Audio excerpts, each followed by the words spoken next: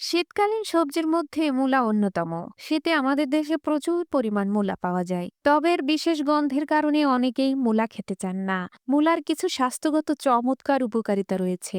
এতে রয়েছে potassium, magnesium, calcium, manganese, folate, fibre, riboflavin ও ভিটামিন বি6। চলুন জানি মূলার উপকারিতা সম্পর্কে। মূলা ডায়াবেটিস রোগীদের জন্য খুবই উপকারী। এটা রক্তে চিনির পরিমাণ কমাতে সাহায্য করে। মূলা ক্যান্সার প্রতিরোধ করে। এতে থাকা গ্লুকোসিনোলেটস নামক সালফার ক্যান্সারের সেল নির্মূল করতে সাহায্য করে।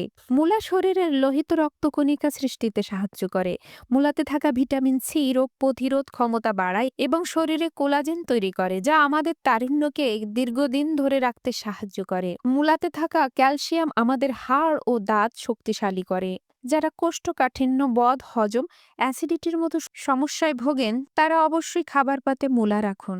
মূলা ফাইবার সমৃদ্ধ একটি সবজি, যা আমাদের হজম ক্ষমতাকে বৃদ্ধি করে। এছাড়া মূলাতে পটাশিয়াম পাওয়া যায়, যা শরীরে তরলের ভারসাম্য বজায় রাখতে সাহায্য করে, আমাদের স্নায়ুতন্ত্রকে ভালো রাখে এবং উচ্চ রক্তচাপের মতো সমস্যাকে দূর করে। মূলা ও মূলা শাক লিভারের জন্য মহা ঔষধ রূপে কাজ করে।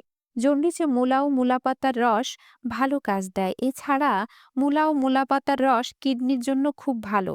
যারা কিডনি রোগে ভুগছেন তারা এই শীতে মূলা ও মূলা শাক খান। এটা মূত্রবর্ধক, তাই এই সবজি প্রস্রাব উৎপাদন উদ্দীপনা দ্বারা কিডনি পরিষ্কার রাখে। মূলার রস যে কোনো প্রদাহ সারাতে কাজ করে এবং কিডনিতে যে কোনো সংক্রমণ রোধ করে। এছাড়া মূলা প্রস্রাবের জ্বালা পোড়া কমাতে সাহায্য করে। মূলা ও মূলা পাতার রস আমাদের রক্ত পরিষ্কার করে, ফলে শরীরে চুলকানি, ব্রণ, র্যাশ হয় না এবং ত্বক থাকে সুন্দর।